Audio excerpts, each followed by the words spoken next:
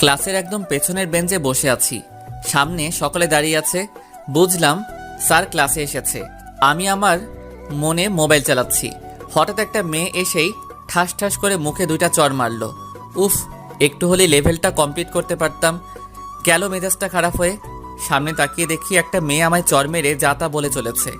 আমি একদিনে তার দিকে চেয়ে আছি। ক্লাসের সবাই অবাক, তার কারণ আজ পর্যন্ত কোনো স্যার বা ম্যাডাম আমার গায়ে হাত তোলেনি। আর কোথা থেকে একটা মেয়ে এসে আমাকে চড় মারলো। আমার কাছে তার কথাগুলো মধুর মতো লাগতেছে। আমি চুপ করে শুনে যাচ্ছি। আই ছেলে, আমার ক্লাস থেকে বের হয়ে যাও এক্ষুনি। আমি চেয়ে আছি এক ধ্যানে। কথা কানে যায় না নাকি? বের হতে বলছি, বের হও। আমার ক্লাস বখাটেদের জন্য নয়। ও এইবার বুঝলাম, এ কোনো মেয়ে নয়, এ আমাদের নতুন ইংরেজি ম্যাডাম। দূর, শেষমেশ কিনা ম্যাডামের উপরে ক্রাশ খাইলাম। আমার কান ধরে ম্যাডাম ক্লাসের বাইরে বের করে দিলেন। আমি কিছু বললাম না। তার হাতের ছোঁয়া যেন আমায় পাগল করে দিচ্ছে। ক্লাসের বাইরে এসে আমার সামনে আমার মোবাইলটা আছাড় মেরে ভেঙে ফেললো আর বলল, ফের যদি কোনো সময় আমার ক্লাসে মোবাইল দেখি তাহলে তোমার খবর আছে। জি ম্যাডাম। বেয়াদব ছেলে কোথাকার। আমি বোকার মতো দাঁড়িয়ে আছি।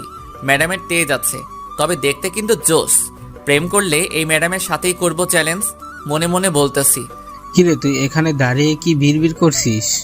বুঝতে পারলাম আমার মতো রাসেলকেও বের করে দিচ্ছে। বললেই হলো, আমার দোস্ত বলে কথা। দোস্ত, I am in love. O MG, শেষমেশ ওই ম্যাডামের উপরে?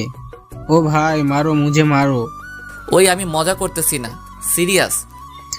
তাই তো ভাবি। তোকে চড় দিল আর তুই কিছুই বললি না কেন? এই চল, নতুন ফোন কিনতে হবে আমার। এটাও গেল? ম্যাডাম আসার দিছে। চল, দাঁড়িয়ে থাকতে ভালো লাগতেছে না। যাবো, তবে হিমুকে নিবি না? উফ, মনেই ছিল না। ম্যাডাম, একটা কথা ছিল। এসে কি কথা? ম্যাডাম, হিমুকে খুব দরকার, ওকে যেতে দিন প্লিজ। কেন? আমার ক্লাস না করে কাউকে আমি বাইরে যেতে দেব না। ফাও পেঁচালে লাভ নেই, বরং একটা ফাফড় দেই। ম্যাডাম, হিমুর বাবা হার্ট অ্যাটাক করছে, ওকে যেতে দিন। ও, আগে বলবে না? এই হিমুকে, তুমি যেতে পারো। ধন্যবাদ ম্যাডাম, আসি, বাই। আর এক মুহূর্ত না দাঁড়িয়ে দিলাম দৌড়। ম্যাডাম অবাক, তাই ক্লাসের একটা মেয়েকে জিজ্ঞেস করলো, এই ছেলে অমন ভাবে পালালো কেন? ম্যাম, আসলে হিমুর তো বাবা নেই। কি? আমাকে এত বড় মিথ্যা কথা বললো? কালকে দেখাবো এর মজা। সবাই হেসে দিল। একদম চুপ। রাসেল আর হিমু তো হাসতে হাসতে শেষ। দোস্ত, তোর মাথায় এইসব প্ল্যান আসে কিভাবে বলতো? আরে বেটা, কার ছেলে দেখতে হবে না? দোষ, সব সময় আমার আব্বুকে নিয়ে মজা করিস কেন? শোন, ম্যাডামকে ওটা না বললে আসতে দিত না, তাই বললাম। সরি। ঠিক আছে। আরে এইসব